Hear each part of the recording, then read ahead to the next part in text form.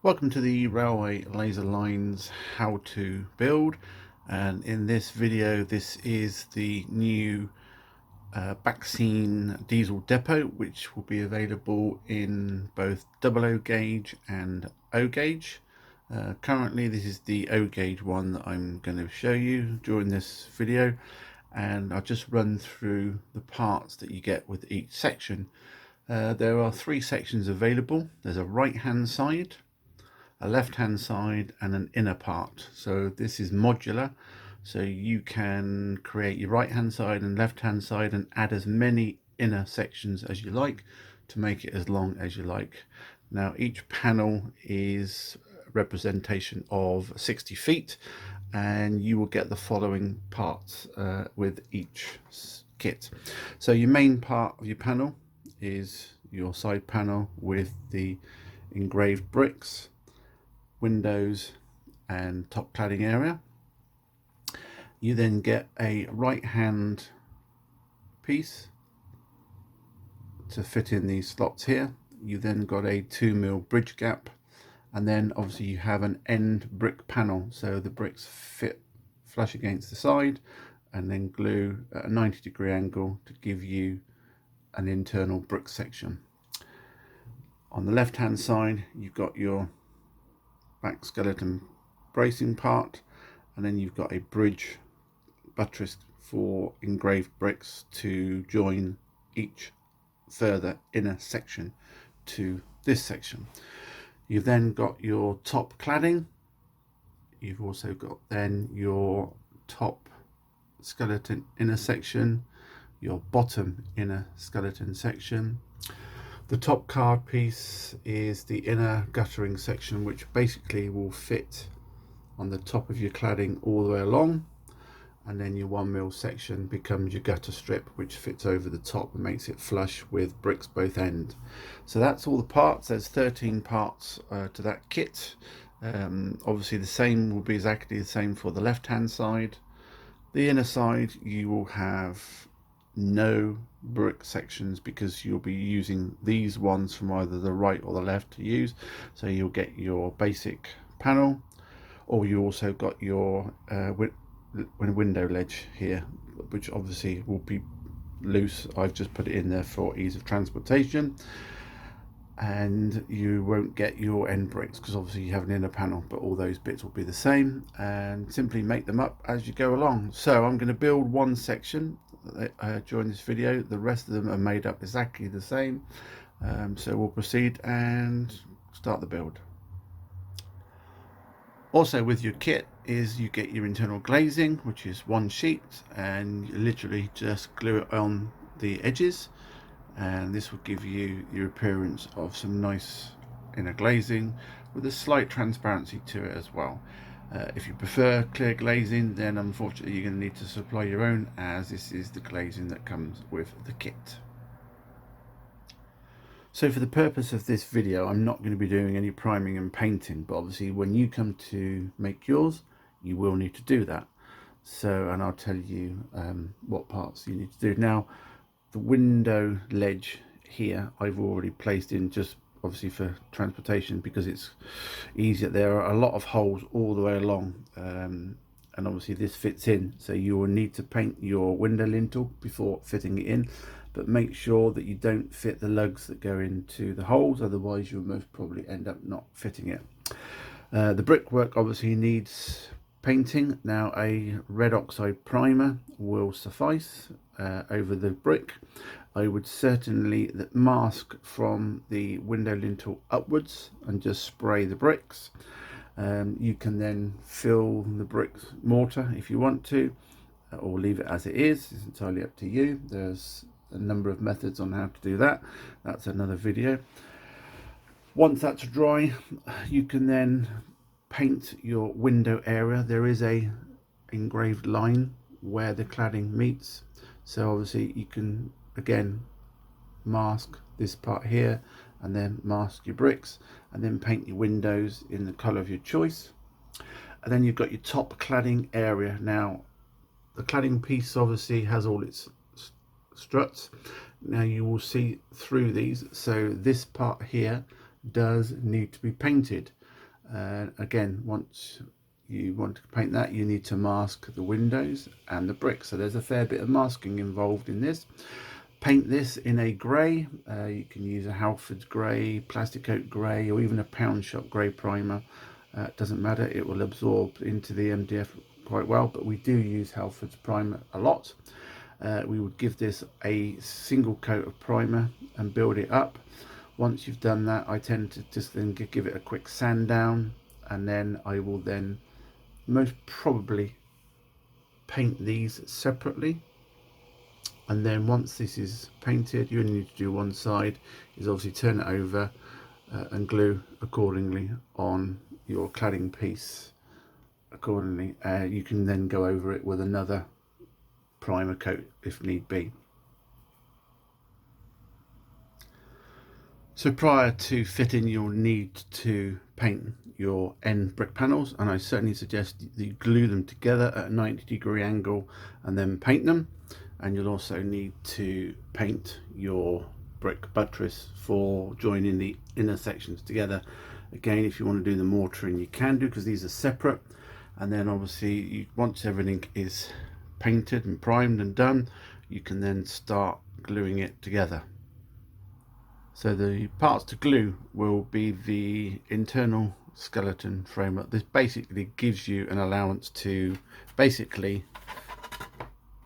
put this up this way and it will stay there. So then you can literally then either just fit it up to your Backscene or glue it to your Backscene. It just gives that extra 10mm depth. So all you need to do is glue in the holes at the top and the side, and then obviously this section here needs to be glued on the side, run a bead of glue along the side and in the inner sections, and that joins inside the end pieces there. So I'm going to glue those and I'll come back and show you.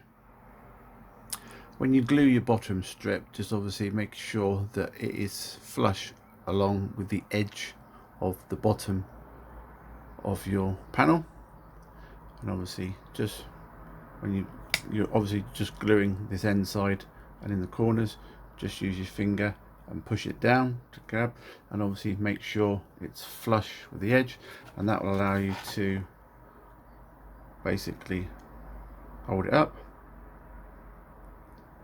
Obviously that can attach to your Backscene.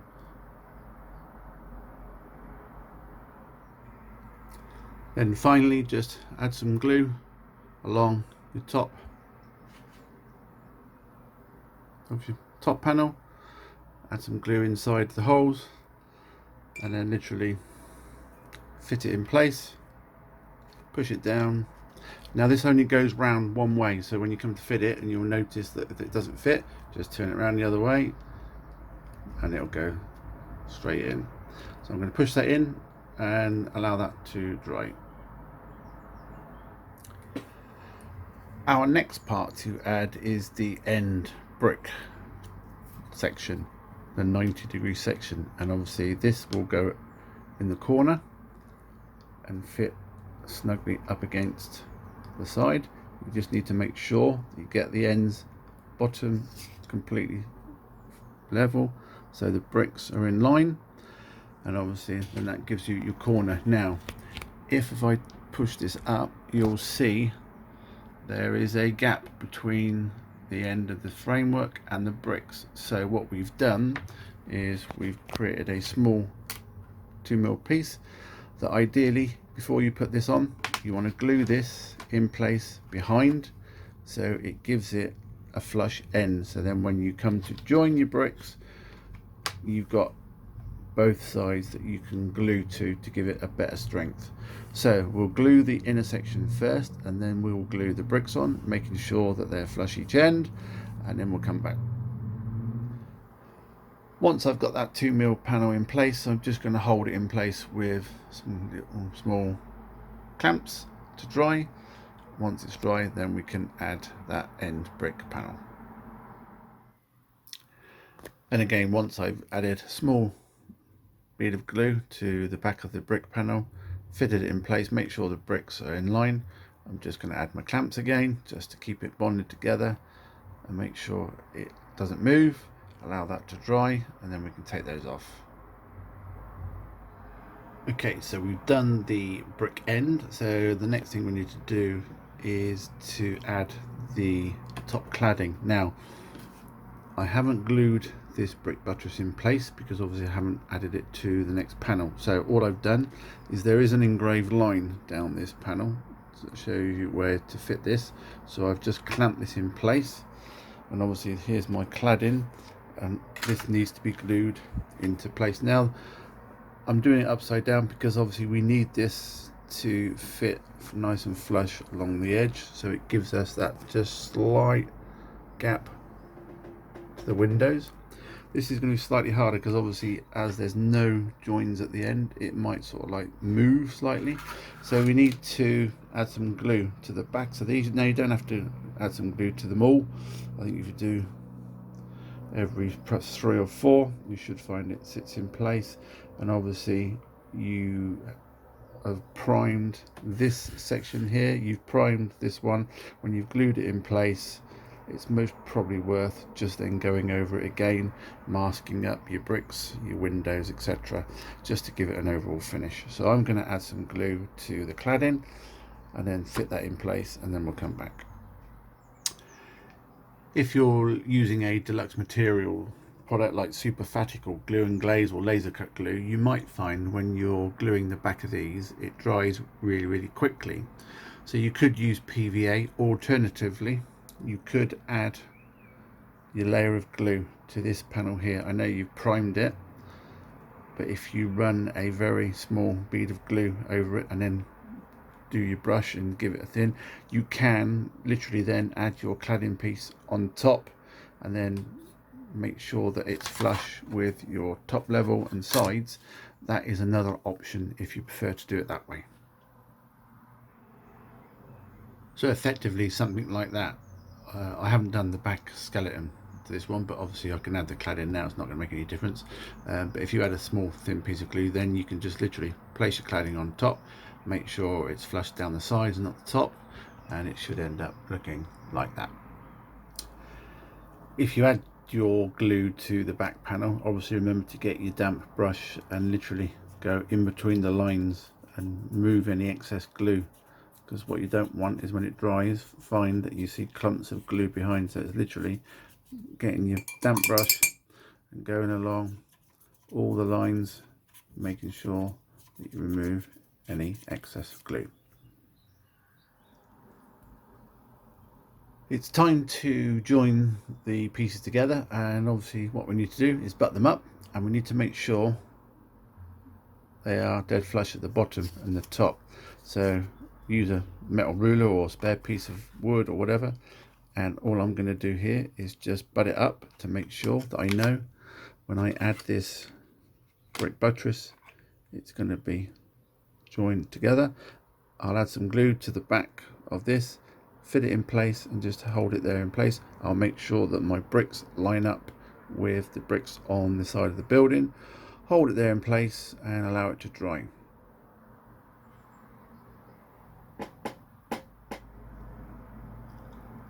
So the joint is now in place, and obviously we now have 2 panels. Obviously this end panel, which is still an inner, doesn't have its end piece here now, because obviously this is starting to get quite long. This is now just under 850 millimeters.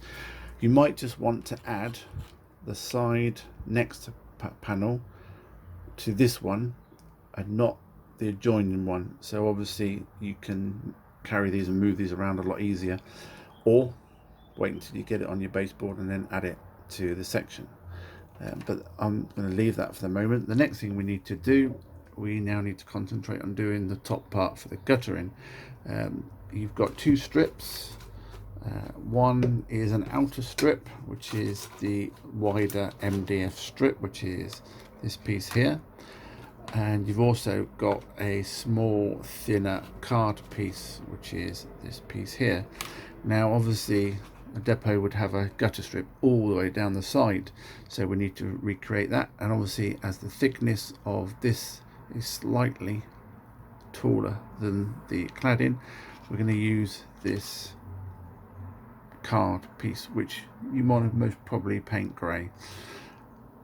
Add it to the top of your panel, and you should then feel it's as good as nearly flush as possible.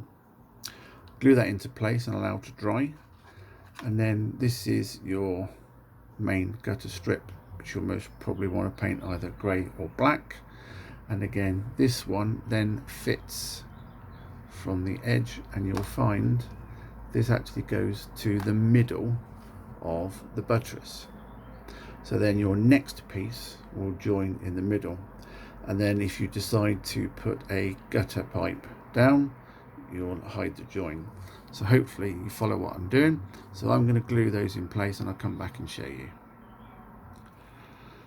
So I put the card in a gutter strip in, or all I've done is I've got a spare piece of MDF and I've just gone alongside and made sure I push that card right up against the edge so it's nice and flush with the edge, and then allow that to dry. Then we're ready to come back and do the main gutter strip.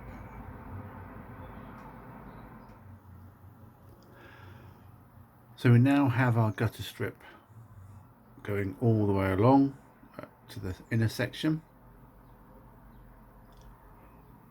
and I've also put the end panel piece on just this side, so there is a gap, so when we add another inner section we can just slot it in. All that needs to be done to these two panels now is to add the inner glazing, which I will do next. We also need to now add the glazing to the inner side of your framework, and you get a single piece with each panel which looks like this, and it's just a matter of adding some glue down the outsides, and you also might want to just do spot glues on the panels going across and down as well, just to keep it in place, but you shouldn't need to use too much, and if you use the glue and glaze obviously it will dry clear. So I'm going to add those pieces on next and see how they come out. When you come to add the glazing for an inner panel, the gap is wider at one end, so the actual piece only just fits over the glazing. So just make sure when you fit it on is to just allow a small overlap at one end, and it will then fit at this end. As you can see, there's most probably what, 1.5 millimeters on that side, so could do going over just a fraction, but you've got to be careful when you place this because obviously you don't want to get glue all inside the other side. So hold it up with your right hand while you're doing it with your left hand fitting it, and obviously make sure it just fits there and straight, and then just push down as you go along. Worst case, if you get glue on the other side, is just get some clean water and a brush and just wipe the glue off with water, and it should dry fairly well. You might want to do some weathering on your glazing anyway, but that's the glazing done on the back, and I'll show you in a second once it's dry what it looks like on the front. And there you have your glazing fitted. So like I said, if you've got any glue going around the windows, just go with a small brush and water and just get rid of it. Glue and glaze does dry clear, so hopefully you won't see any horrible marks, but you could do with some weathering, and obviously yours will all be painted up, so hopefully it'll look absolutely spot on. But for purposes of this video, I'm going to be using these as they are, and I will build exactly the same, another inner and a left, and join them all together. So you've got 4 pieces, which is about 1.6 meters long, which is quite a nice long depot to have as a back scene. So we've shown you how to do a right panel and inner panel. Doing any more inner panels and a left panel is exactly the same as what we've just shown you, so you can make this as long as you like. So that completes it. All you've got to do is perhaps add your own guttering and downpipes, which you could most probably find online. That completes that kit now. However, there is going to be an extension kit available, and from extension I mean in depth wise. At the moment it's just a small depth, it's about 10.5 mil, just to give it that like 3D effect for your back scene. But there will be an option to purchase a wider extension kit, which will give you the option of having a single track behind, so you'll get your 90-degree angle but full bricks and full height door access. You've got then your skeleton frame panel which will go in, and then you've got your 2mm panels which will go either side, here and here. This will leave room for a depot door to fit. Now there will be a depot door available as an additional kit as well. This is the end panel that goes here. You will then also get the top roof extension kit panel, which will give you the roof, but obviously the base will stay the same because we're not increasing the depth of the base, we just want a small piece to hold it up. So that's going to be an extension kit, so you'll get all this bit as an extension kit. If you buy the extension kit, please don't build these skeleton frameworks in there, because obviously you won't be able then to access it.